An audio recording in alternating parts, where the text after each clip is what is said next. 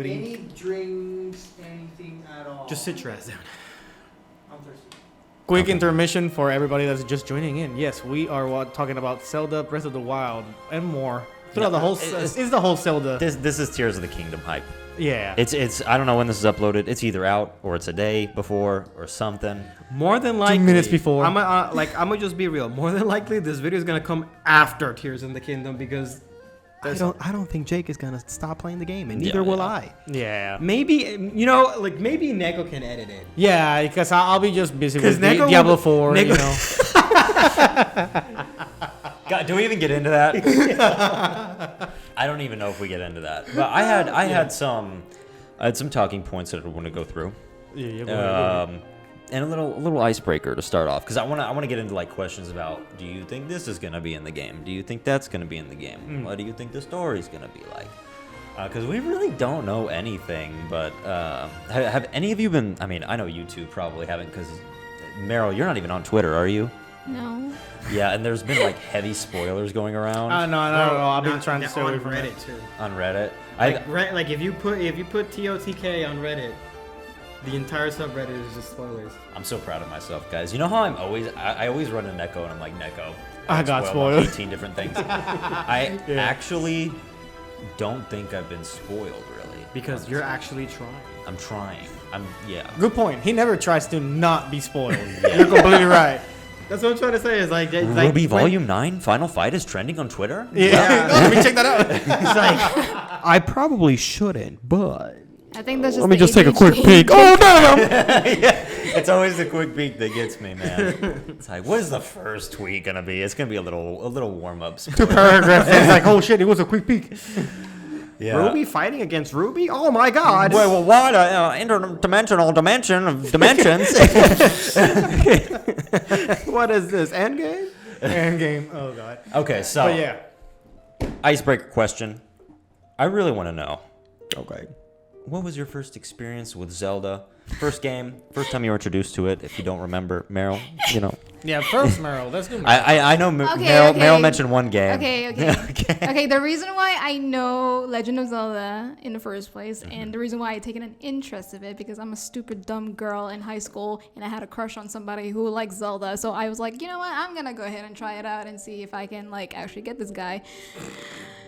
Yeah, but it never happened. So like I never owned any other thing than a DSi with a camera. Nice. And also I did not have any money, nor my parents wanted to buy any cartridges for me for DSi. So guess what? I only had Super Mario Brothers on my DSi, and I played that for forever. But there's actually this one day that my dad surprised me with like a pirated cartridge which has like a lot of games in it. Probably like that. What's the fucking name of it? Like RX something like that. I don't know. Like the you R4 plug, for the DS. DSi RX. you plug that 1,000 thing games in, in one.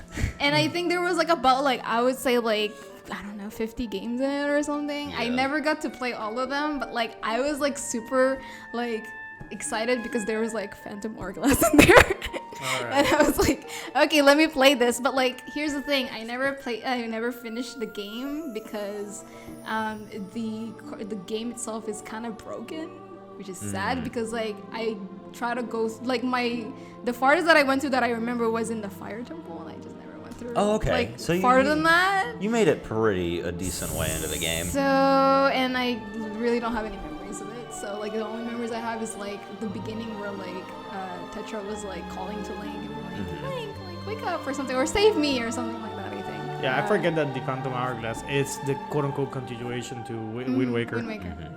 Which is kind of funny because like they've been advertising Tears of the Kingdom as like the direct sequel, but technically Phantom Hourglass is somewhat of a sequel to Wind Waker. No, yeah, it is like 5 minutes after or something like that. Yeah, which is like, but like they like everyone so far has been like, this is the only direct sequel. Wait, so Like- Tears of the Kingdom, a direct sequel to like Wind Waker? Well, like Breath of the Wild. Breath of the Wild. Oh, Breath of the Wild. Oh, yeah, Okay. yeah. But they're Yeah, claiming like it's you the were only saying that, I'm one. like, wait, that makes no sense. Like because like I mean like you could like you can argue, right, Majora's Mask is a sequel to Ocarina of Time, but because you can't establish when it takes place, it's like kind of yeah, it's that weird timeline of like him could stayed as a kid or whatever. And like I think the argument is the same for Wind Waker and Phantom Hourglass. I think the one thing that makes Tears of the Kingdom special, though, and why I freaked out when they announced it, because I was actually on the phone with my cousin Colby, and I was like, yo, let's watch this direct, because I think they're going to show a trailer for Link's Awakening. Boy, was I surprised when they fucking showed Tears of the Kingdom, which at the time we just called it Breath of the Wild 2, but what made it so exciting is that, yeah, we have Phantom Hourglass, we have A Link Between Worlds, we have Majora's Mask, but none of these games take the story from their predecessor and continue them. Yeah, like it's always a don't different evolve it. story. It's kind of like That's true. it's very much that JoJo way where like, yeah, this is the sequel to the last part, but they it's have a different nothing to story. do. Yeah. And so this is a straight up continuation. I think that's what makes it really exciting. Mm-hmm. No, yeah, but Phantom Hourglass, man, I love drawing the boat route and just I was blowing on my Riding DS mic. yeah, Fucking and like you have trying that to too. like put out the fire.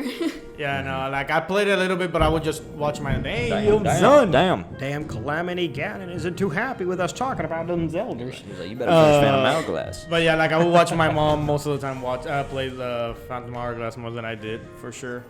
She would just pull out her DS and start playing in any waiting room or whatever. In my case, I think my first thing was just Ocarina of Time. I don't know if it was for 64 or for GameCube, one of them two. But I want to assume that it was 64 because I was playing 64 for a long time. Yeah. It was, and then my sister played a shit ton of Majora's Mask, and I tried it, and I got scared, and I said, "Fuck that! I'm just watching you play it from now on." So yes. Majora's Mask does like kind of look scary. Yeah, from no, a kid's the perspective. moon is fucking It could terrifying. be. No, there were some N64 games when I was a kid. Like whenever you get like the death screen, it'd be like the fucking, you're dead, and I'd just be like, oh, Dad, I died. I'm a disgrace. Bro, what kind of like N64 game are you talking about? I can't remember. Man, I don't know. Because like I'm having a hard time like just trying to figure out what kind of game would be. It's just like I was so young when I played N64 that like anything scared. Like I'm pretty sure if I played Majora's Mask, it would have like scared me shitless. Same. Scared me straight. I would probably get If you scared a would little say. bit.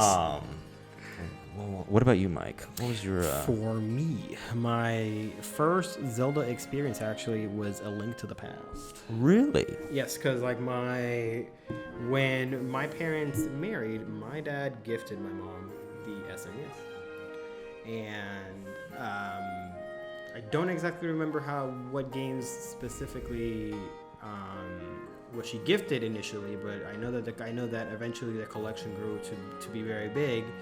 And one of the games in question was A Link to the Past. Mm-hmm. So I can't really say how I actually got into it because I don't remember. Like my first guess would have to be that I actually just saw my mom play and I was like, let me try this shit. Mm-hmm. But like later on, I would then pick it up, and then I remember one of my mom's friends having a copy of Ocarina of Time, and I asked to borrow it. So later, as I progressed, I started to deepen my knowledge with Zelda, and from there on, it's been pretty much every game since. Like save for like the Game Boy games, which at the time were kind of hard for me to acquire. Like I didn't play Link's Awakening on the Game Boy. I didn't play the Oracle games. I've yet to I haven't played Phantom Hourglass. Or Spirit Tracks.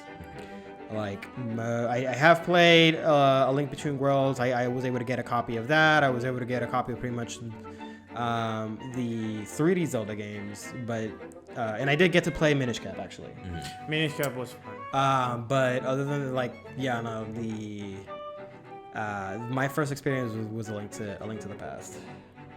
Nice. I was actually not expecting that. I figured that Really? all three of us were Ocarina of Time boys. No, I got a little bit earlier than that. I jumped into the the Zelda train a little bit earlier. Yeah, for me, like for some reason, I was always a Star Wars kid growing up, like complete Star Wars nerd. But Zelda always like interrupted that, and I even have like proof of it on my body. There's actually a Star Wars tattoo hidden underneath this tattoo, like for my Zelda You just tattoo. covered it up and then. I had Sorry. to though. I had to because it was actually not very well done. But my idea was to get like a whole bunch of like there's a little Kylo Ren helmet right here, and I was gonna get like a bunch of like helmets, like Stormtrooper, Ray's mask. Darth Vader like a mask. bracelet. I mean, not a bracelet, but Cuff like a or band. whatever, yeah. Two things happened. One, they were so small that I went to another artist and he said that they were gonna lose their detail in like 5 years. So I was like, fuck it, I'm just gonna get it covered up. And then after that, The Last Jedi came out and Rise of Skywalker came out. So I was like, okay, never mind that idea. Star Wars is bad again. I'm just gonna get something else. Wait a minute. You Wait, said fill Star the Wars school is down. bad again? Well, I mean, I don't like the prequels very much. Really? So, What? yeah. Oh, come I like on. the You like prequels. the best, bro. I mean, Phantom Menace. Come on, bro. Bro, Phantom, come on. I like Me, the Sir Jar Jar Binks. I personally like the prequels a lot, but it was Same. because of the fact that I wasn't into like the other ones were so outdated in terms of graphics that I just could not get behind them. See, I Story-wise, they might be good. I loved the old ones when I was a kid. And in fact, I discovered Zelda because in 2005, I had a bunch of friends, or not a bunch, 2 friends is a lot for me, but I had two friends named Robbie and Brady, and we were in the 2nd grade, and it was the last day of school. I remember I had a baseball game after, and after I was done with the baseball game, I was going to go over to Robbie's house. Over to his mom's house because his parents were divorced. His dad was like fucking rich for some reason. We never went over to his dad's house, even though it was like a 4-story house with an underground arcade. Goddamn. I digress. Wow. But we went over to his mom's house, I would have gone to the pool. and yeah, we went over to his mom's house, and I was like, "Yo, we're going to see Revenge of the Sith tomorrow. I'm spending the night. We're gonna watch Star Wars. We're gonna play Battlefront 2. We're gonna play not Dark Forces, the Shadow of the Empire on N64. We're doing it all." And then Jake started playing, just laying on No, something. no. So I go over and we start doing all the shit that we said we're gonna do. Yeah. And then Robbie's like, "Yo, have you all ever heard of Ocarina of Time?" And I'm like, "What Star Wars game is that?" And then he pulled out, the N64 and started playing it. And I was super reluctant because I just wanted to do Star Wars shit. Yeah. And I was like, "God damn, you can just run around and go anywhere." Like I had played open world games, like I think even like Spider-Man 2. It was relatively open world. For Yeah. out was out for the PS2, but Yeah. there was something about being able to just run around the world, like call your horse if you wanted, go inside any room, which you couldn't do in any other open world game that I could think of. And I was like hooked on it. But then I've probably mentioned it on the show like 1,000 times. I have a little condition called attention deficit hyper deactivated. Same. Hi. So We my have a parents maybe I am an idiot, but my parents mistook me for being an idiot. So they took away my video games until I was an adult. I could only really play them on the weekend if I really wanted, but I wanted a social life also. So I really never played, video games until like 2017. I moved to Denton. And I went to go pick up Battlefront 2 for Yeah. PS4. And I was sitting, and he was, grabbing my copy because I went to like the midnight release or whatever. And I was like on the Switch kiosk, just fucking around. And I tapped on Breath of the Wild, which was my first experience with Zelda since 2005. So it was like a 12-year gap. Yeah, and you didn't even technically play it at all. You just sat down with your friend playing it or whatnot. The Well, Ocarina. like Ocarina of Time. Yeah. And I was like, damn, I remember good old Ocarina back on the N64. I only had played it for like an hour. And for some reason, and it was the opening of the game where you like run out and just see the Great Plateau. Mm-hmm. And it just like brought back those old memories. Yeah, no, yeah, right. And This is what it felt like before. Fucking like Jake just had the Ratatouille moment. You're like, I did, you're right. Like just fucking tunnel vision, flashback to the childhood. And that's when I knew that I had to get a Switch. But I had, for some reason, my parents bought me a Wii U when I was like a junior in high school. And I touched it to play Mario Kart for like 30 minutes, and then it just collected dust in my parents' attic. But That's sad. man, I don't know if I really want to get into it, but fuck it, I will. So Breath of the Wild came out in 2017. Yeah. The Last Jedi came out in 2017. I don't know if any of y'all remember, but the online reaction to The Last Jedi was pretty fucking bad. Yeah. pretty bad. Yeah. And I still like the movie to a degree. Okay, maybe I should. Maybe I should. with you. I don't think Ganon was too keen on that one. But a bit of it was cope, right? I was coping it was good. He's a fan of Kylo Ren. That's why. And I am a fan of Kylo Ren. Yeah. You know, they Wimpy even boy. still ruined him in the 9th movie, but I digress. So, and I was like online, full cope, kind of just tired of talking about Star Wars, so I kind of wanted to just move on to do something else. And I went into Family Video, which is not in business anymore, and I saw that they had Breath of the Wild for the Wii U, and I was like, all right, let's give her a try. And the rest is pretty much history from that point on. I think I beat like probably 10 Zelda games in the next year after that because I just enjoyed it so much. I just wanted to get in the series. Man, the problem is like coming from a game like Breath of the Wild that you can do so many things, reverting back every single time to an even worse quality of life game. It's so hard for me to visualize. I'm somebody that like whenever I play a game that has better quality of life, I don't revert back. Like Destiny 1, Destiny 2 is one of those things that I cannot jump back to. Destiny 1, Kingdom Hearts 1, Kingdom Hearts 2. Once I touch 2, I cannot touch 1 again. It's actually like I would disagree. It's so refreshing. It's really like refreshing. being able to go back on a simpler time and just be able to like, you know, immerse yourself in that specific world in that specific point in time. It's the point of time. It's I don't know. It's very, very refreshing. Like just like. When I was like doing the streaming, I played the Ocarina of Time randomizer. Mm-hmm. That was fun. And like just being able to play that again with like, you know, me being as an adult playing a game that I used to enjoy as a kid, it's like just I don't know. It's just really, really refreshing. Whenever you say Ocarina of Time, that's a game that I could definitely jump back into just because the gameplay or the quality of life is not necessarily too different. But whenever you go back to like an GBA game, like a Game Boy Advance version. Okay, I could see that. And I will actually agree with Neko. I'll agree. Fuck, I'm in the middle again. I'll agree with both of y'all. Because they're like, I'm playing Oracle of Ages and Seasons right now for the first time because I never played those. Or I never beat them, I guess. And the one, I love the games, but the one thing that annoys me is that the Game Boy only has 2 buttons. And the sword is going to be one of your buttons for the entire game, which means that you have 20 items and you have to rotate Cycle through all of the motherfuckers. Every few seconds. Okay, I need the hammer for this. I need the glove for this. I need the power. For some reason, the power cuffs are an item and not something that just permanently is attached to you. Yeah. So I get that.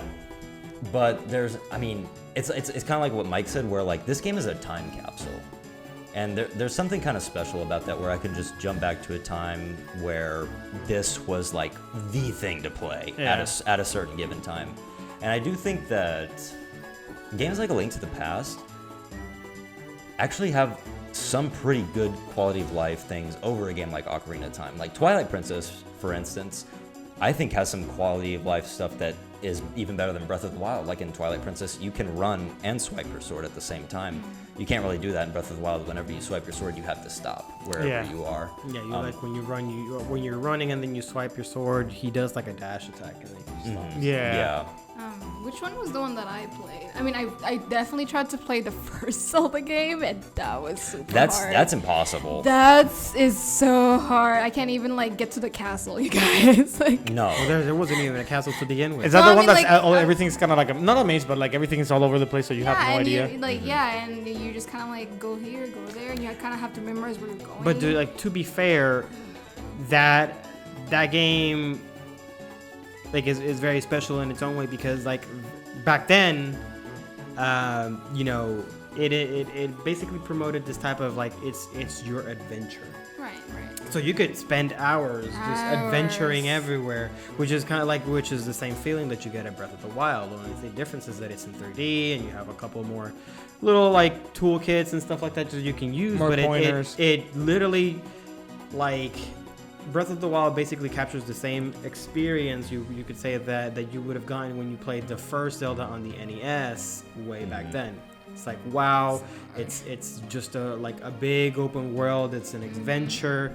Like I don't care how long it takes me to beat the game. I'm gonna enjoy every minute of it.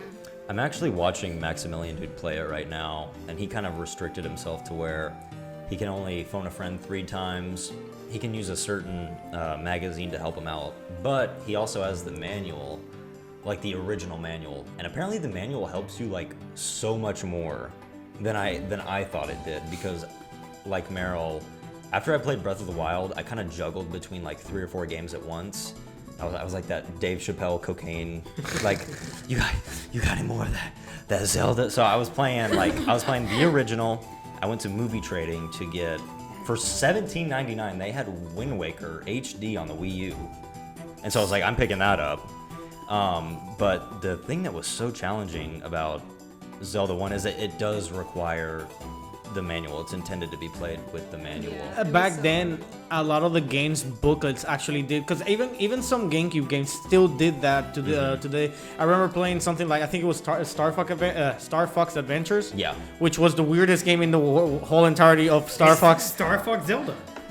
Actually, yeah, that's a good way to put it. That's literally it. But like, you constantly had to go back into the booklet and try to find that some things, and it even had the whole vocabulary. And I think I mentioned this before, of like the whole dinosaur language, which me and my sister actually learned, and we used to talk on that crap, and it was the funniest shit. Like, we wouldn't actually voice it out; we would just write it to each other from time to time. Yeah, I think I remember your mom was saying like at some point she had to call Nintendo or something to ask for help or something like that. There was like services like you call customer service for Nintendo if you're stuck in a game. Like, hey, I don't know how to figure this out. Like, can you help me? Like, She might have, but I don't think she did for Zelda. I don't know what game I know it was, that she. but I know did. that Was she. it Donkey Kong? I don't know. No, but like for Donkey Kong, it was different because she was like playing Donkey Kong Country with a friend of hers, and they would all constantly be calling each other up and be like, "How far are you into the game? Oh, I'm in this level. Well, I'm in this level," and then they would just talk about it. They wouldn't necessarily try to help each other out.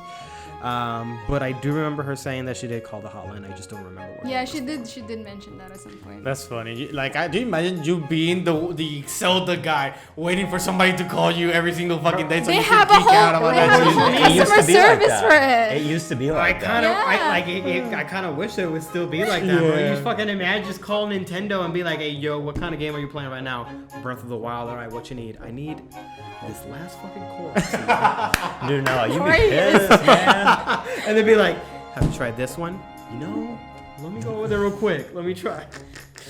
Damn, yeah. Okay, so I wanna get into the actual meat and potatoes. Go ahead. And we'll have another for our transition. We'll have another icebreaker. Tingle, is he in the game Yes.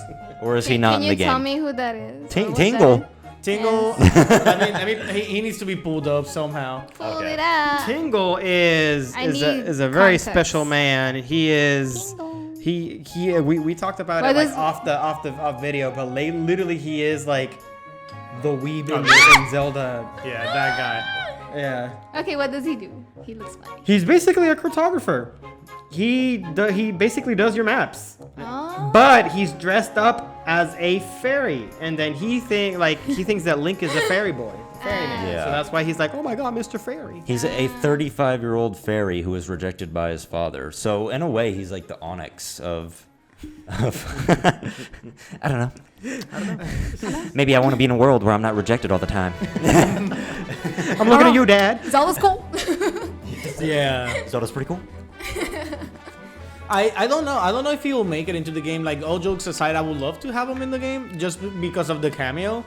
But in reality, like, okay, cool. He can give you map. You know what? For I can treasure see chests? him being in Tears of the Kingdom. Dude, For the treasure chest? Neko might be onto something. I think he might be in just because we in one of the trailers, or rather one of the gameplays from the Nintendo of Europe showcase. Yeah. Somebody did pull up a map, so you can basically make the argument, since Tingle is a cartographer, that maybe Tingle would be in Tears of the Kingdom, where he basically provides you maps that you can buy. I mean, it's right there. If they don't take advantage of that, because you gotta think about It's it. probably maybe a DLC, maybe a DLC. Tingle's like treasure hunts. You like, the thing that makes me think he is in the game now that you and Neko mentioned that, is that for some reason, and I love Breath of the Wild, but there was a lot of things that people didn't like about it, and pretty much like, it seems like everything that people complained about is getting corrected in Tears of the Kingdom. like the lack of dungeons, or I guess even the lack of themes in dungeons. Kind of like the I don't know what else, like the traversal. There's more ways to traverse the world. The chest thing of having the full equipment, that one's a big one. Yeah, weapon durability is another thing that they're addressing with the fuse mechanic to make things a little bit easier. I would say like boss variety. Boss variety, enemy variety in general. Now the fucking stone taluses have like bokoblins on them. Mm-hmm. I mean, I think the good part about the enemy variety is the fact that now they have such a, like, we already have the pre-existing, I don't know, 60 different enemies or whatever the many there are. So all that you just gotta do is add another 30, add another 40, and that immediately will increase the pool. We don't necessarily need all of them to be new because, again, it's the same world. So that immediately gets solved because we gave them enough time to create new enemies, and just even if it's less enemies than the initial. There are version. new enemies to be sure, because like now we have The like these like constructs. flying. We have the constructs, yes, which are going to be mostly present in the Zonai Sky Islands. But you have the bokoblins now have like different horns, and those horns you can fuse into your weapons. You have the boss bokoblins, which is like this, like I guess it's like a Hinox. It's basically the size of a Hinox. Yeah, but like it's not necessarily a Hinox. Mm-hmm. But there's like a whole bunch of things. Like I was like, now we also have the Gleeok, which is like the giant three-headed dragon. I don't remember seeing We that saw one. one in the Bridge of Bridge of Hylia. yes, the Bridge of Hylia. I was thinking Bridge of Elden, but that's somewhere else. There could be someone. There could be another one there. Well, yeah, that's the thing, is that it's a flame Gleeok, so you got to assume that there's an ice Gleeok and Yeah, a thunder. electric. And a lightning Gleeok. I don't know. Like, I mean, they could also, because I mean, there is one thing that the trailers have not addressed at all, but I would hope that they do, which is, where's all the Sheik attack? Where's the Guardians? You know, like I can understand them not being there anymore. Like you could say that the shrines and the towers like might have been deactivated or something like that. But They need to be recharged, man. Come on now. I mean, I kind of want to see. I kind of want to see some Guardians still. Yeah, like the Guardians, the Divine Beasts, like we haven't seen any of Nothing. that in the trailers. Like even the towers seem different, and they're in different locations. Well, I think like the towers. Basically, my interpretation is that they're repurposed. Like okay. That one, so you have scale up. yeah, like because like now the towers look kind of different, which I kind of want to say that they're the Sheikah towers, but the Sheikah towers like obviously have been repurposed. Like they now have a different meaning purpose for them.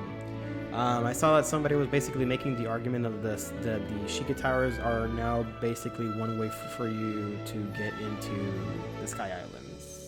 Yeah, I could see that. Like they have maybe some sort of launcher, they'll be able to launch you back up or something like shit like that. But I think that, you know, like with the fact that now that the bokoblins have like horns and stuff like that, I think that's actually pretty interesting. You have like these flying enemies, the Zonai constructs and stuff like that. I got a question about the whole bokoblins because now we've seen them with horns and whatever. Like it seems like they're mainly hats. To me, I don't know if they're actually hats with horns or they're actually their personal horns. But low-key, that made me think about like, and I really doubt that they will do it, but it would be fun if they did it this way, kind of like Shadow of Mordor, where if you kill somebody important, then somebody like takes their place or whatever. That'll be not, obviously they won't do it, but it will be something pretty fun to add extra. That'd be cool, but that would be like a system. Like that would be a system that could basically like just mess the entirety of the game itself. That would also contradict the Blood Moon. Like True. if you killed a boss True. and they came back and be like, "Who the fuck are you? You took my spot."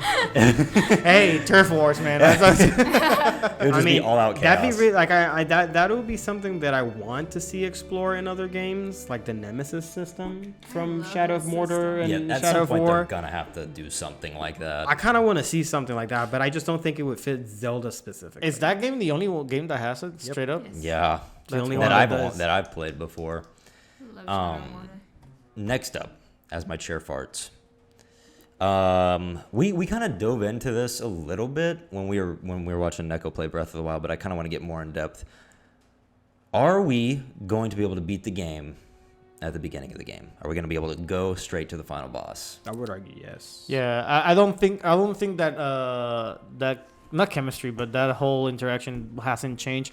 Just because the moment that you limit your player, there's gonna be a lot of problems. The player is gonna be kind of upset spaghetti because you know that there's gonna be crazy ass people that are gonna try to beat it in 10 minutes. That's true. Now, whether or not there's gonna be a lot of things like preventing you from doing it, not preventing you, but becoming like a huge, big obstacles. Yeah. The most likely gonna be, but to be fair, this first game had a lot of obstacles itself. Like there were a lot of moments that I almost died throughout the whole thing. I think I died maybe once. And then I had to go back.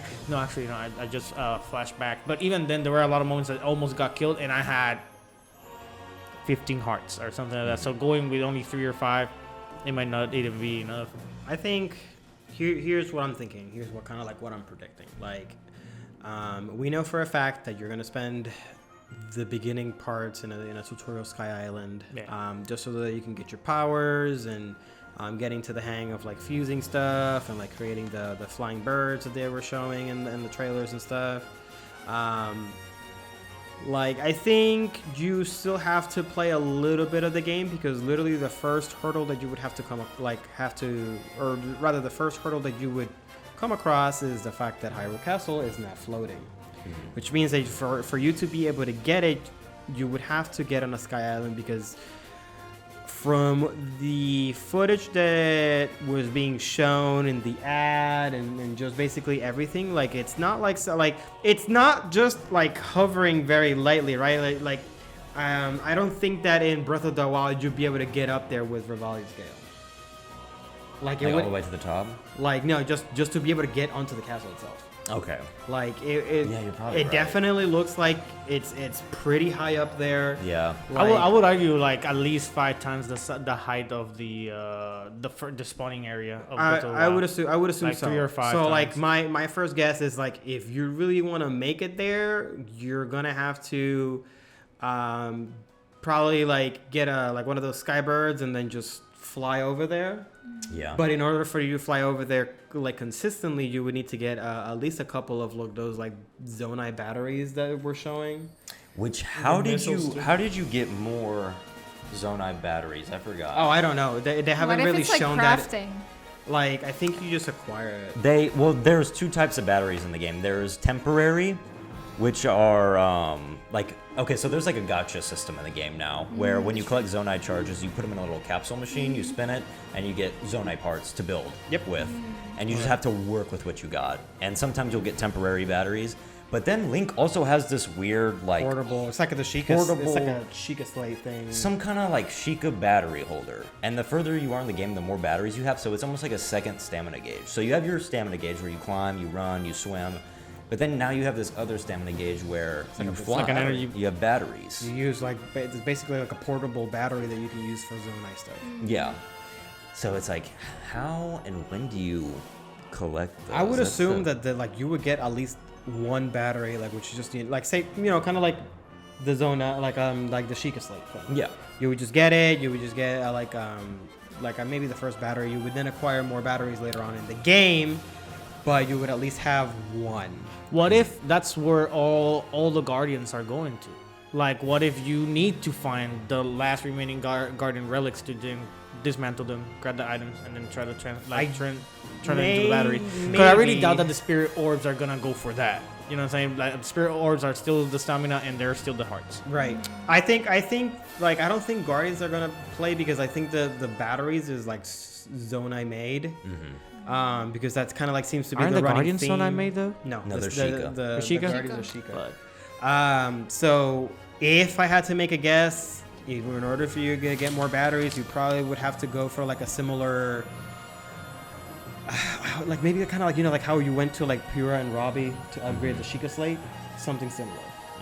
yeah. I could see something like that. So yeah, but like I mean, I think it could be done. You would just have to, I guess, like you would have to be really crafty about how to get to the castle first, which is kind of like what Nintendo, I believe, is kind of like prevent you from doing. Yeah, I mean that'd be the best way to do it. Like make it possible, but make it even harder. Because I won't lie, like The novelty of Breath of the Wild was that you could go At any straight to given time. Ganon and get your dick kicked in. But really, if you got good at the game, it's actually quite easy to do. Like, I'm not even good at Breath of the Wild, and I did it. You know, it took me like 3 or 4 hours, but I did it. And to beat an open world game in 4 hours is, you know, pretty good. Yeah. Makes for a pretty short game.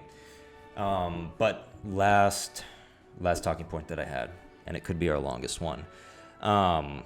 Will there be time travel of any sort? Yes. Maybe. Yes, but not in the way that you think. Okay. Because I don't think that time travel is going to be like a big gameplay, like a gameplay thing. Like you're not going to go traveling back It's in mainly time. like memory stuff with it. Like I think there's going to be some time travel in the form of course, the memories. I think like this time, I honestly think that this time we're not going to be collecting Link's memories, but maybe Hylia's. That'd be crazy. Like you Link is basically trying to like get memories of like Hylia back when she was first stealing away Ganon. Because we did see that mysterious girl in the trailer, and we don't Which know I who think she is Hylia. is. I still don't. But I do have a question real I quick think it's because Hylia. But There's she no has way. the She same was, like, garment fucking of throwing us to Zelda. a beam. she's like, Zelda from another time, bro. No, that's fucking Hylia. I'm telling Okay, you. That's okay. is that why you're so caught up in the whole time traveler thing? No, this is why I am. Because, and I've kind of put 2 and 2 together, I think the first mission of the game is going to actually, like, not the first mission, not like the final mission, but like the thing we do in the Sky Island is we're going to be communicating with Zelda. Because if you think about it, if you kind of put the pieces together, she is somewhere not, like, she's in Hyrule, but not in Hyrule. Which is what I'm somehow. gonna be asking you Yeah, soon. that makes sense. But the thing is that in the second trailer is what they call it. It was the one we got at the February Direct. We see a girl that's wearing exactly what Zelda's wearing, but she's more of like a spiritual form. And then in the gameplay delay, we see Link pretty much standing around that same position. Like when he's like unsheathing the broken Master Sword and like placing it somewhere. I think that you're going to be collecting the abilities possibly from Zelda throughout the sky. She's almost like transporting them. Because we see that she has tears, like wherever she is. So she could in some sort of way be giving you certain abilities through wherever the hell she is. Wait, so what if she's in the past with the Zonais? That's what I was thinking. Like she's like in a different time dimension, because like I remember watching a video. I don't know, like I was watching a lot of Zelda videos because of the trivia video thing. But there is this one video that like there's this I don't know who YouTuber it is, but like they had a theory where like it didn't make sense that Zelda was in a location where it's technically in the map of Hyrule, but like the whole game is about finding her. Yeah, because she can telepathically communicate with Link. Hey, So- Link, I'm at these coordinates right here. Come get me. I'm in this Exactly. QT. So like, so the theory of that guy in the video said like, what if she's in a different time dimension, and that's like the thing that we have to find her where she's at. It's kind of like Your Name, almost. Yeah, in a way, it would be a lot like that. I can see that happening, but I also kind of feel like it's. I feel like they're also taking a little bit of like story beats from Skyward Sword, I would hope so. where As well. where Link is like Link is basically just trying to play catch up. Okay. So like yes, like Link goes to these places that it looks like Zelda has been before, but it could just very well be that Zelda is also traveling, like or she's being taken somewhere, and so like Link is basically playing catch up. Because it could very well be, because as of right now we know Zelda for sure has the Triforce of Wisdom in her hand, or rather the Triforce herself. I think it's the entire Triforce. I don't think it's just the Triforce of Wisdom, but she has the Triforce. Ganondorf for the longest time has always been trying to chase the Triforce. Yeah. So what would you think be the first thing that he'd be trying to do? Get Zelda. Yeah. So I'm thinking, like, my thought process is that the Zonai are constantly moving Zelda around the Sky Islands to prevent Ganondorf from trying to get to her. But the problem is like, how many Sky Islands are there? Because I'm pretty sure there's no more than There's quite a bit. 20. There's It's quite a bit. definitely an Dude, archipelago. There's more. If you watch that last trailer they put out, it's just like dozens. Okay, because Yeah, I like. you hop. I honestly didn't expect them to have that many Sky Islands Look, afterwards. On See, that. They- that's why like- people are calling it DLC because they only think there's 8 Sky Islands and that's No. all they're adding. Like, look, there's so many Sky Islands that there's a second map layer Oh, nice. to the entirety of Hyrule. So like, Okay. and there might be a third. Okay. Aren't they going underground as Oh well? Yes! Oh yeah. Yeah. Oh yeah. And I think there is gonna be a third. Okay. So there is a third. I do There's, have like, this literally question. This whole segment in the trailer was like it kind of looks like the underground part of Death Mountain. Mm-hmm. So All right. All right, so I do have this question because it seems like not only you guys, but it seems like a lot of more people have way more information than I do on something that did not happen in my gameplay. So, how much more story did the DLC add for Breath of the Wild? not as much as you think. Because Like, the reason why I'm saying is because a lot of people are talking about how Zelda fell through this weird hole, and and boom, nothing out. Like you don't know where she's at. Blah blah. Is this in Breath of the Wild? I did not remember that. So that's just It's in the trailer, but they've been emphasizing it hard in every yeah, trailer. it's like they've been like the last trailer. You can see that as Zelda is falling, something starts to glow in her, which is what we think is the tear. Because like there's like Link has the recall ability, which Yeah. basically brings everything back up. I think everybody is under a reasonable agreement that Zelda activates it somehow. Yeah. And that's how like she's able to go back and survive essentially. We don't know what happens after. But we can make an assumption that at the very least she doesn't die as we initially thought that she was going to be in the beginning. But in regards to your question, the DLC mostly just tackled two things. One of them was just Link effectively like gaining mastery over the Master Sword. Yeah, So getting it the was, 60 kind of damage. like, it was just kind of like these challenges that you can do to basically like buff up your Master Sword to its fullest potential. And The- Fi gives you a little hello at the end. Right, and then Who, Finn? Yeah, Finn.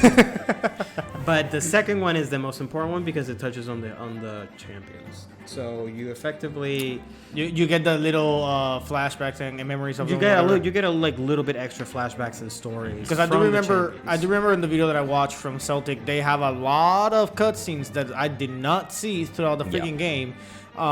Which and I did like what he was talking about because I like while playing it, I didn't register the fact that like all of the blights were like copies of the champions to a certain degree. They like you had Mipha's had a lance, the guy had a lance, and so on and so forth. You had Rivali's Gale, I think the guy had arrows or a cannon. Had a cannon. Yeah, so and so on and so forth. So that was interesting to me, but I was seeing also the animations of them fighting or them, So those things. those images of them fighting is from Age of Calamity.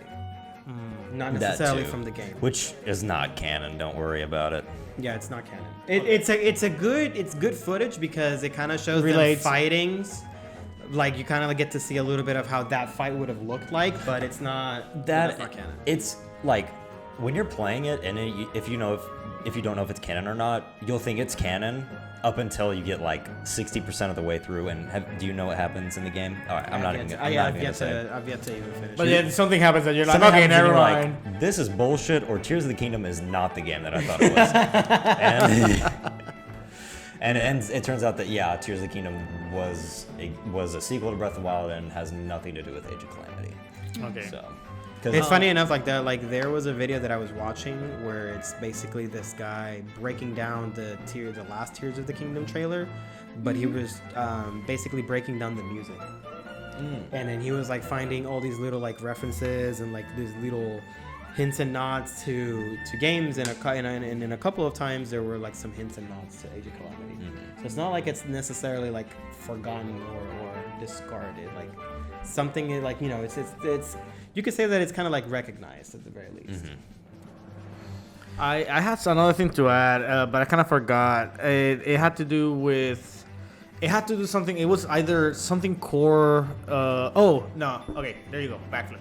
Because you start mentioning whole time traveling and whatnot, and if there was a possibility or not. And I really doubt that Tears of the Kingdom is this, but it will be cool to have a game in the Zelda series that allows you to revisit almost every single Zelda series or game and collect something from each particular game that was like a main thing from that game. So you know how you have the medallions in Ocarina of Time, like get that because that gives you a certain power up in your current game and so on. So, like it'll be cool to have, but granted, the only problem with that is like how do you add that to the gameplay or then the story that makes sense, and because ultimately it just becomes Infinity Wars, you know what I'm saying, or you know, Endgame. Like the smart thing that Nintendo has done is that they have this overarching story with the timeline, but they don't go so hard on it to where they're constantly contradicting themselves with stuff. I mean, most of them is very vague and just people are just filling up blanks. I mean, like Breath of the Wild is like the biggest example because like timeline wise, like Breath of the Wild takes so far into the future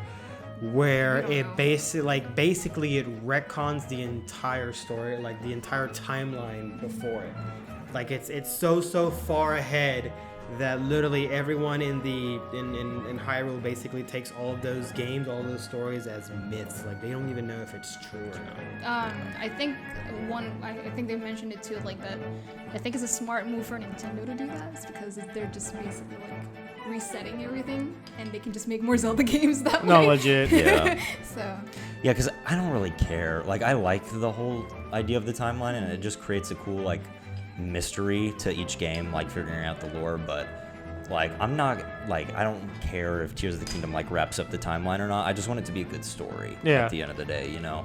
Whether they go super hard on it or not is and to go back on your point, which is something that we didn't really realize until much later, like even towards like the last trailer that came out, is that this is so far ahead of everything else that when Link and Zelda encounter Ganondorf, they're gonna have no idea who he is. He's gonna be a complete mystery. This guy that, and it could. There's a real chance that it could still be the Ganondorf from whichever timeline it is, Twilight Princess, the Fallen timeline, but for them he's just a new person. It's just who the fuck is this guy? Yeah, and then he's gonna be like, I'm Ganondorf, and it's like, who? Die, bitch! Like you're fucking Ganon, dude. Like they're gonna hear Ganon. That's all they're gonna hear. They're gonna profile him. I think you know what I think about like this type of Ganondorf. I think this Ganondorf is going to basically be all of the Ganondorfs into one. Like that'd be cool. There's like because like there's something that was established in Breath of the Wild where basically like Calamity Ganon is basically like Ganondorf discarding his physical form. Mm-hmm. Like he's giving up on reincarnating to basically just bring malice out, right? That's what I was confused about. Somebody explain that to me. And basically it's just that. Like Ganondorf said, fuck it, I'm not gonna I know, but reincarnate why again. is he back to Ganondorf? Explain. Yeah, Because I and this is where the cool part is. Like I kind of want to say that it like the initial sealing of Calamity Ganon is obviously not the first time that Calamity Ganon is a thing. Like I think like before that, the Zonai were able to seal Ganondorf, and then which would mean that it's even more than 10,000 years before. It'd be like, a little longer. but like the biggest thing here is that I kind of want to say like Ganondorf is essentially alive this entire time, but he's like, it's kind of like one of those things where like, the older you get, the stronger you get, the wiser you become, some shit like that. It's like some Sifu shit, Maybe, yeah. Like Ganondorf has been basically so mummified, so dehydrated, and like he spent thousands and thousands and thousands of years just basically like getting to a point where like he says basically has perfected control over malice of power, however you want to put it. You could say that he's like the closest Ganondorf has ever been attuned to demise himself. Yeah. Because like Demise was the only one that was able to basically manifest a giant Godzilla-like monster, other than himself. And again, this Ganondorf seems to have done the same with Calamity Ganon. Yeah. So the fact that I don't know, like that something just tells me that this Ganondorf is basically gonna take all the little bits and pieces that we love from each other Ganondorf and then mishmash him into the ultimate Ganon. So you're saying that he's gonna be dancing the Spanish song that we love, and what was it? I That's terminal montage. that Ganondorf he's a different timeline, different continuity. He's a little too powerful. He's a different universe. Yeah, apparently that in that continuity, that Ganondorf is Puerto Rican.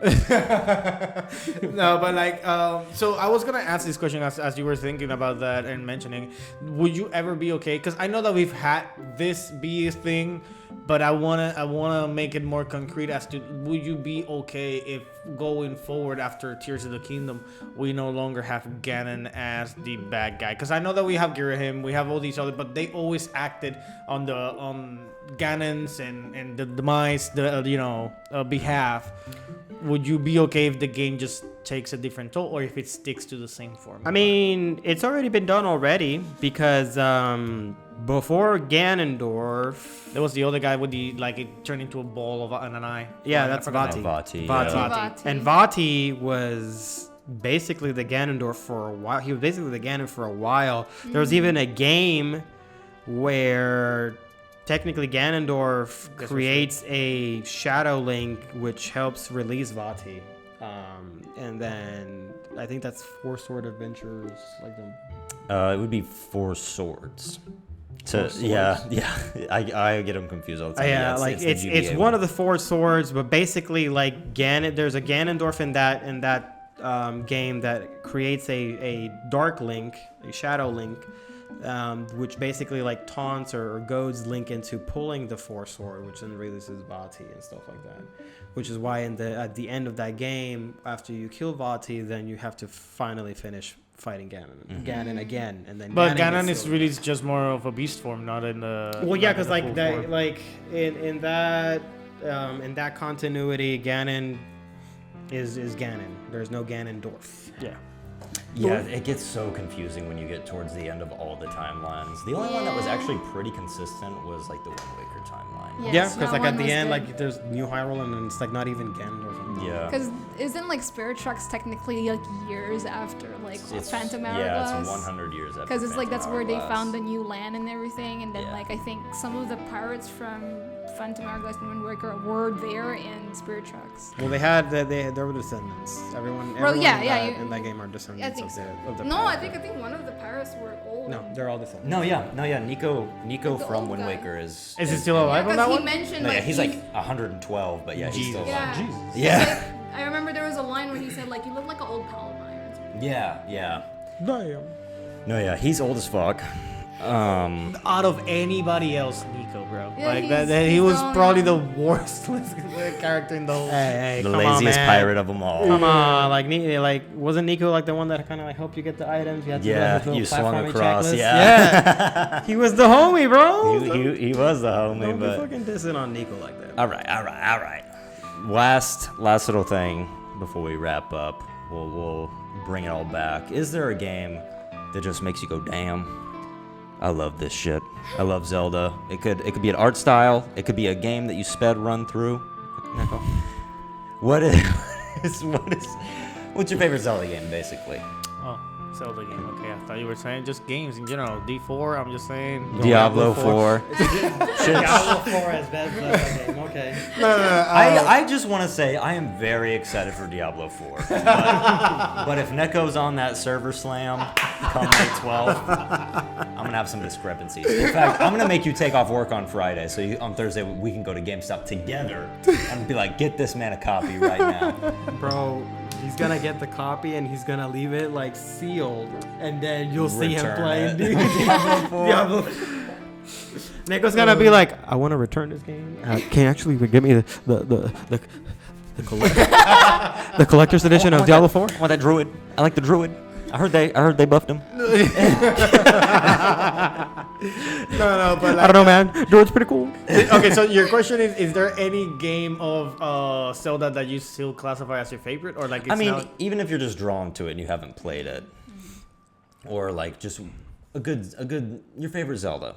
Like, unfortunately, I am definitely turned on that because, like, although that I've played around four or five different Zeldas, I do tend to draw myself towards relevancy, not relevancy, but rather something that has happened Like recency, I guess? Yeah, Okay. which I would definitely say Breath of the Wild, but where nostalgia hits and everything, I would have to say that I'm somewhat inclined to Ocarina of Time. Ocarina of Time, I feel like throughout it all was consistently good, except for the targeting system with the bow and arrow and the claw. But On the 64, it's a pain in the ass. yeah. But it's a classic.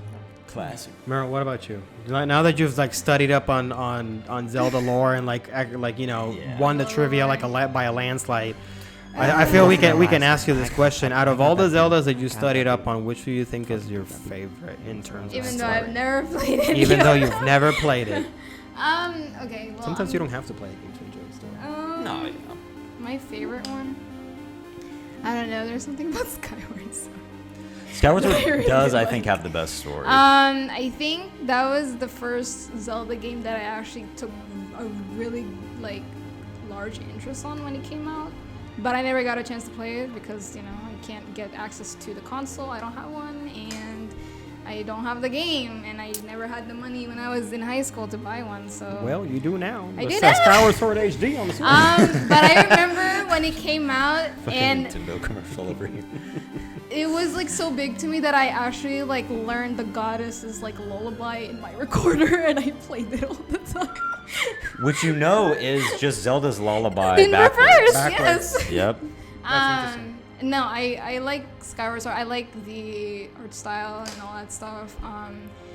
It's still very cartoony, but it feels like, I don't know, it's like a memory to me. I don't know why. Skyward Sword has probably one of the strangest art designs on it. I don't know what it is. You can argue that Wind Waker has by far the biggest contrasting animation, but there's something about Skyward Sword's animation or design that is very different. It's Well, because Skyward Sword, I think Skyward Sword was supposed to be kind of like the in between Wind Yeah. Waker and Twilight Princess. I like the art. the super dark and mature meets the very lighthearted and kid friendly. I like that. Which I think they pulled it off. Yeah, I think it's great. I think it's one of the best looking Zelda games for sure.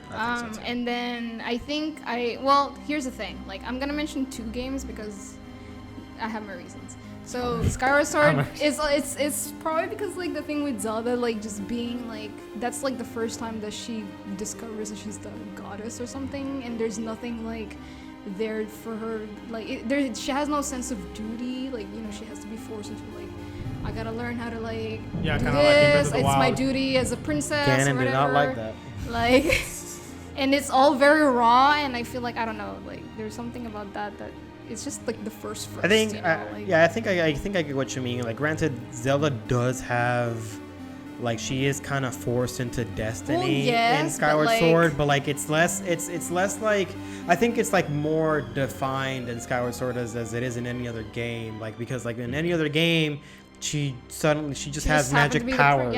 She's But just the in princess. Skyward Sword is literally the most defined because you find out Yeah, that it's a sense of Zelda discovery. it's her is journey. Zelda is the goddess Hylia reincarnated. And that's so what it's I like about it. that makes a lot of sense. That's what she's getting her powers from. Yeah, and I like that about it. It's there's the whole journey to Zelda to discovering herself in that game or something like that. Yeah, I think it's a great origin story. I think And it is too. I was gonna mention also Breath of the Wild because again, I think Zelda in that game is the most vulnerable, most challenged Zelda of all time. She has the most struggles compared to the other Zeldas, and in She the was other definitely games, pushed into that position somehow, she like just everybody else. yeah, she just has more depth to her character because of all the struggles that she got, and she's also I guess the first princess that really struggled getting her powers because Yeah, I think she's with all the circumstances that she has, this is kind of crazy. Yeah, I think she's the only Zelda that had it really rough. Yeah, and that's what makes me because you could argue, you can make some arguments as to the original Zelda, but she fucking fell asleep and then she wasn't woken up until Zelda 2.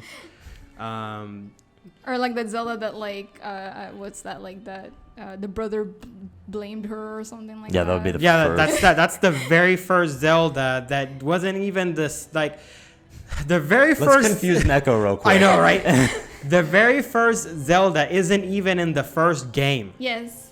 The first Zelda is actually in Zelda 2. And Is Zelda it 2. the daughter of the daughter of the daughter? It's That kept isn't it getting her called little Zelda? sister? No, the Zelda in Zelda 1, in Zelda 1 is, I believe, the daughter or the granddaughter of the brother of the original Zelda. Oh my god. Like Okay, I need it's to like look kind of into it's that. kind of weirdly fucked. I think like Yeah, because like basically what happens, Neko, is that like Zelda gets like knocked the fuck out or something by like that. the Yeah. brother. The Because brother. the brother's like, fucking this bitch.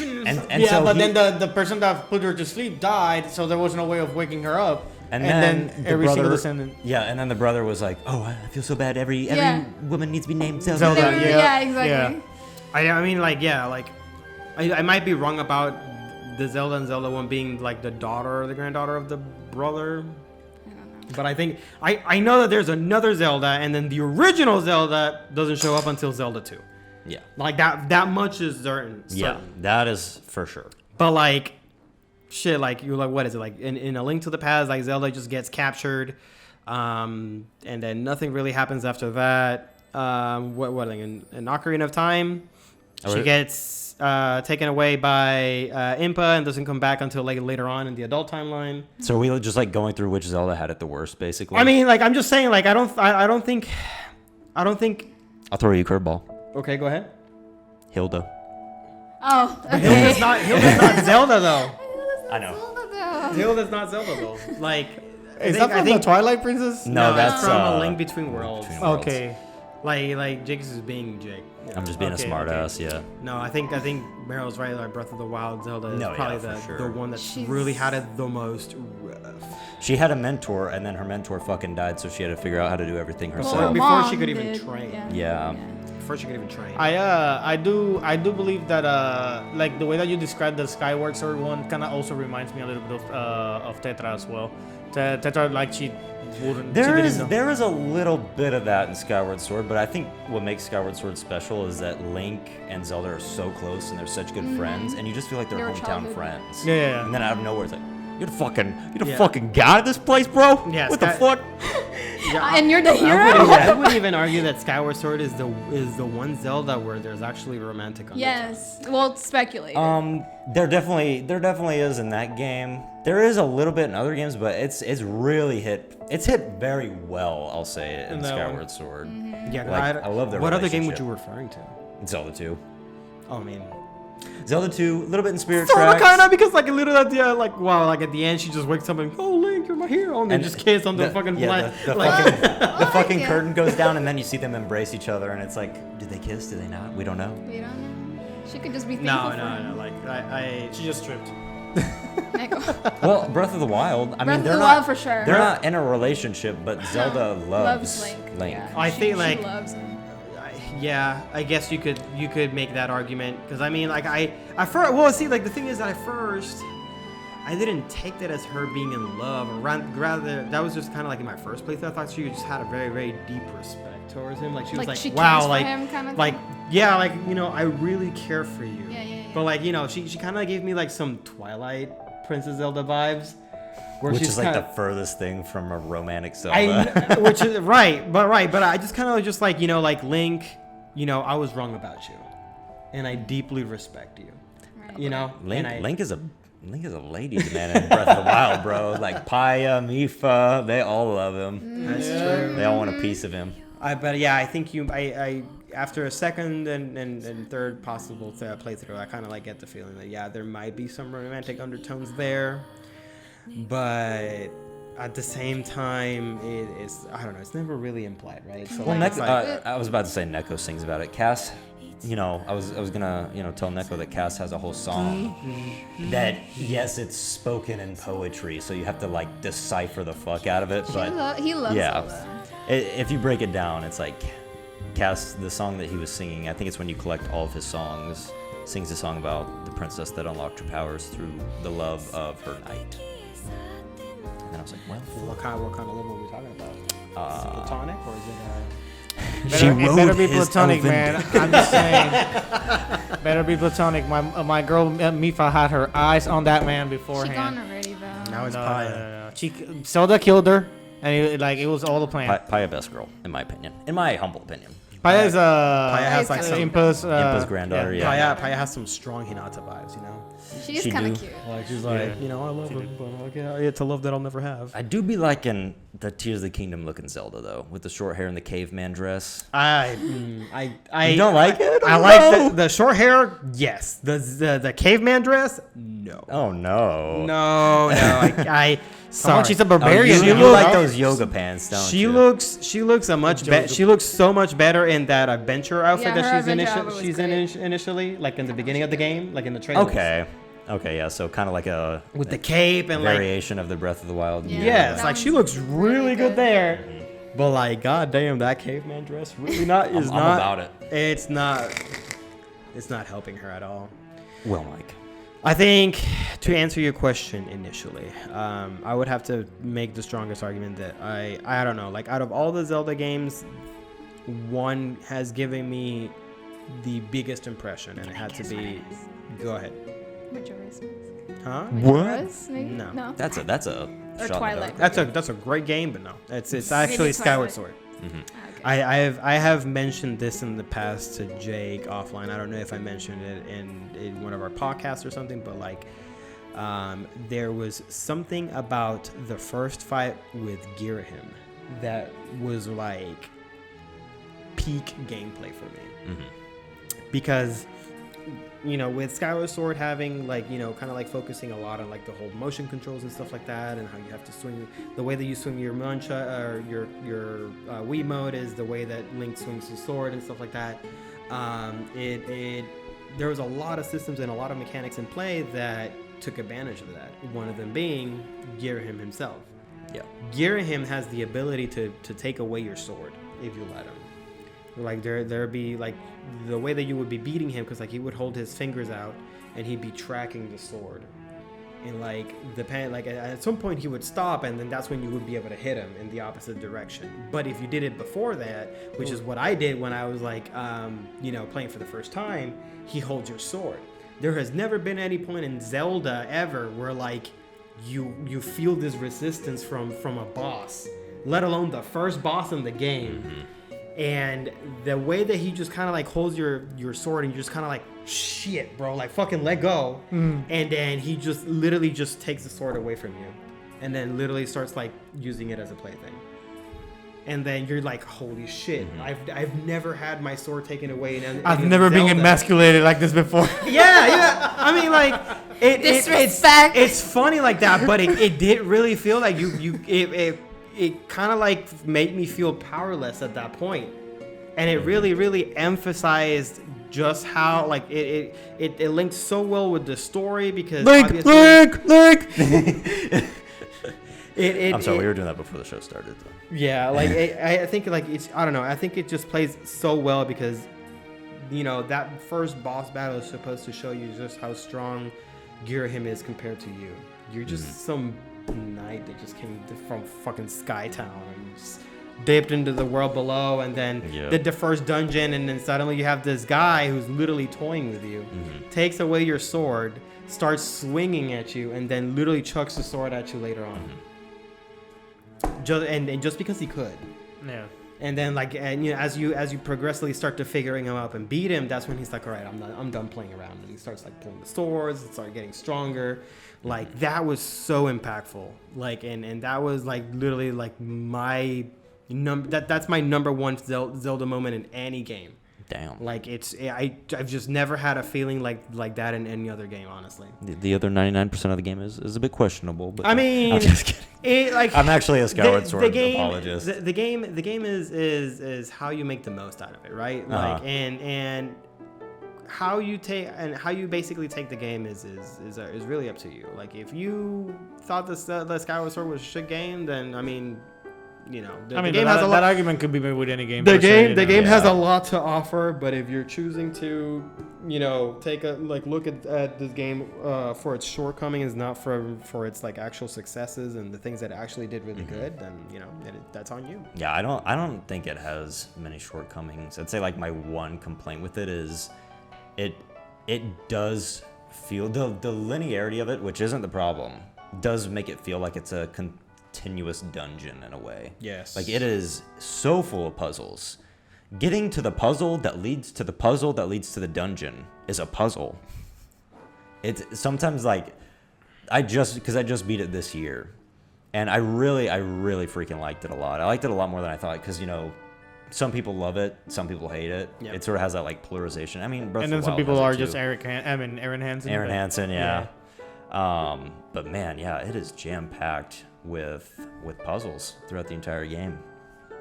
I mean, I can make I can understand Aaron Hansen's argument when he did it. Like, I mean, the Zelda formula up until that point has been kind of like very much that formulaic. Like, it's you know what you're getting, you know. So with them kind of like chucking that shit out the window with Breath of the Wild and just redoing it, it was basically the breath of fresh air that everyone needed.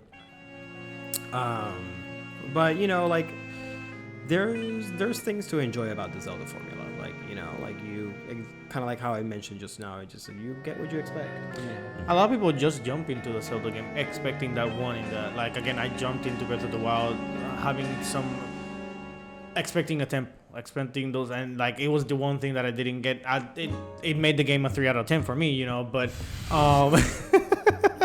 No, but I enjoyed the game throughout the whole thing, but it did make me miss games like Ocarina of Time and Wind Waker and all that because of that. Which is why I still love and revisit the series pretty much every year, is because, and we talked about this when we talked about Elden Ring, how Elden Ring doesn't ruin Dark Souls for me. It doesn't ruin Bloodborne. I can still go back and enjoy those games, even though they're not completely open world. I think Breath of the Wild does the same thing where, yeah, I enjoyed the most because of its story.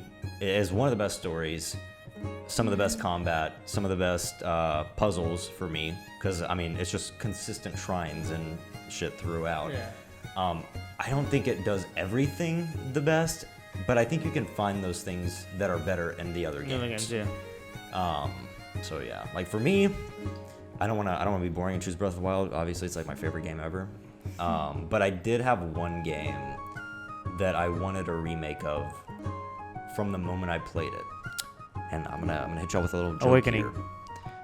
It was called my dream game for the longest time, is what I called it, because it was Link's Awakening. When I played Link's Awakening, I actually nailed it. Okay, that's funny. Oh, Right. did you say that? Yeah, I said Link's Awakening. No, yeah.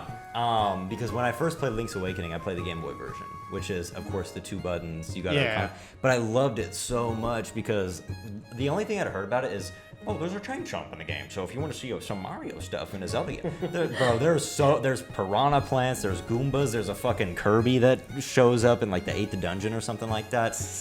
Like there's almost more Mario shit than there is Zelda shit in that game, and it was so wacky and so funny, but I just wanted some more quality of life, and I had heard a rumor that there was like Grezzo had leaked something, they were either remaking Link's Awakening or they were making a sequel to it. I was like, oh my god, if they remake this, it's gonna be my dream game, is what I called it. And it never fucking Pun intended. happened. And then it did. And then in 2019 they announced it. And it was as good or even better than I. Is it the chibi animation? Yeah. You had Yeah. The one from the okay, Amiibo. okay. And actually, I wasn't expecting Neko to have the Dave Chappelle cocaine moment with Zelda, but if there was another one that he wanted to play before Tears of the Kingdom, it was going to be that one that I recommended to him, because I think Breath of the Wild is the opposite of the Zelda formula that we had gotten for so many years, and Link's Awakening is like hardcore 2D Zelda formula where it's like you have to do the dungeons in a certain order. You have to, the map, it's very hard to traverse because there's usually one point that's blocking you, and you need a specific item to get, to open up that little path. But what I really love is the story, which, I mean, it's common knowledge right now, the whole game is a dream, which means if you beat the final boss, every person that you've made a relationship with is going to basically die or be erased from existence. There was another game that I played, one of the Zeldas I knew. It was the remake for the DS version, and he had the pink hair. We were talking about it. Link to the Past. Worlds. Link to the Past. Was it A Link Between Worlds that you were I playing? want one of them too. It was the one that you were referring to, that he had the pink hair and whatnot, because they remade that for the DS, And do you mean the Game Boy? Because the Game Boy Advance had A Link to the Past on it. then probably that one, because Okay. it was just the fact that like it was done for the SNES or like one that was very old, and they remade it for that one. And I played that a lot, and I think I finished it too. And that one was a fun game. Like, it was the one that you like held the button and you could just rush forward with a sword. No, yeah. And Link's Awakening, what's funny about it is that it's a sequel to A Link to the Past. Like, it has the same Link, but it was a Game Boy game. But for some reason, some of the mechanics and some of the like gameplay ideas that they implemented were even better than what was on the Super Nintendo, in a way. And so, like, I love A Link to the Past. I love it just as much, really. But it blows my mind that a Game Boy game, like from 92 or 93 or whatever, like held up to a Super Nintendo game, in a way. And then they remade it, and it was just even better. Yeah. So, yeah. Yeah. Alrighty, well, what are we, 5 days out from Thursday? Yep. As of this recording, we are 5 days out. Somebody help me. He's gonna post tomorrow again. 4 days to Where's go. it? I'm He always posts every I made a day. joke. I said that like Jake has been literally like posting like this many days remaining for Tears of the Kingdom, Every video. and I was like saying like watch it be on the final day. Like red moon. Jake goes to sleep and the next day he wakes up and it's 2019 and they just like announce it again. And he's fucking caught in a loop. Fucking red moon shows up and he just fucking respawns. He has to wait. You can for make a Tears video of game the out of Kingdom this. forever. Fuck. He just needs to do every single day perfectly just to get past this day. Can I correct my mistakes that I made along the way? Maybe. But Zelda wouldn't happen then because you have Oh, changed damn the it. universe. Yeah, maybe the key is I have to like fuck up even more to play Zelda. I don't know. Alrighty, guys. Well, thank you for sticking around. If you stuck around for the Yes. however long this video was, I can't really tell. Yeah. But yeah, see. I don't know. We'll put out the Zelda trivia soon enough because I assume this is gonna be first. Yes. Because that's just gonna take a while to edit. So thank you for watching. We'll see you In Hyrule. in Hyrule. Yes. Yes. Goodbye.